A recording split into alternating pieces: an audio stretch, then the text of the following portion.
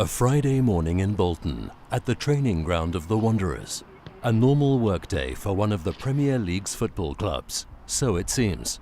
But nothing is normal again since the collapse of their teammate, 24-year-old Fabrice Muamba. For me, it was a life-changing moment. You know, it wasn't about football. It was something you never want to experience again, something you never want to ever see someone have to go through again. It did change your life. You know, you realise how precious and short life is. You don't imagine this happening in your lifetime, let alone on a football pitch with one of your mates who you've been playing with for such a long time.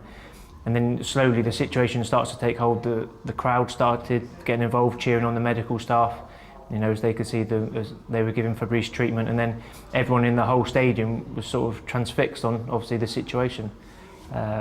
It was a surreal couple of minutes. It felt like hours when we were on the pitch.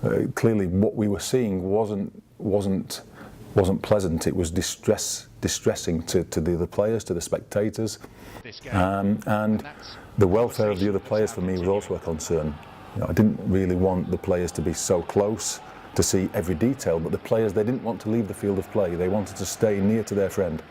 I understood that, and we gave them the option to leave if they wanted or to stay close by. I think they felt they would be turning their back on their colleague if they left the field whilst he was still being treated on the field of play. One of the first to be with Fabrice Muamba after he collapsed was Bolton club doctor Jonathan Tobin.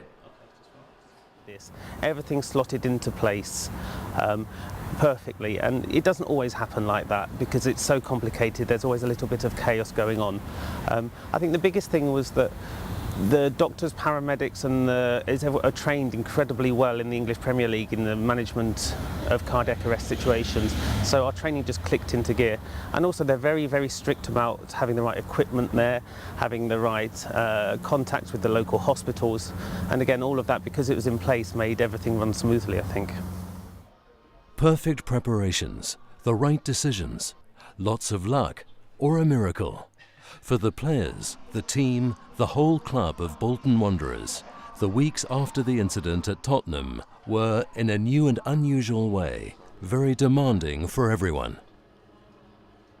The most important thing that we had to do is try and be there for each other, make sure that throughout the next couple of weeks that no one's left alone. You know, we have some young players there who have moved away from their family and friends, and we had to make sure that everyone had someone close by that they could talk to, and we tried to put things in place at the club.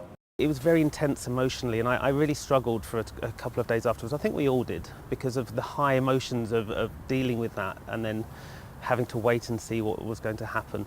And I think it's you bond and you sort of grow during this time, and I think all of us have been changed by that experience, to be honest, and the support that Fabrice got, and just how strong a fighter he was and how well he recovered from this. I think it's just a testament to Fabrice himself.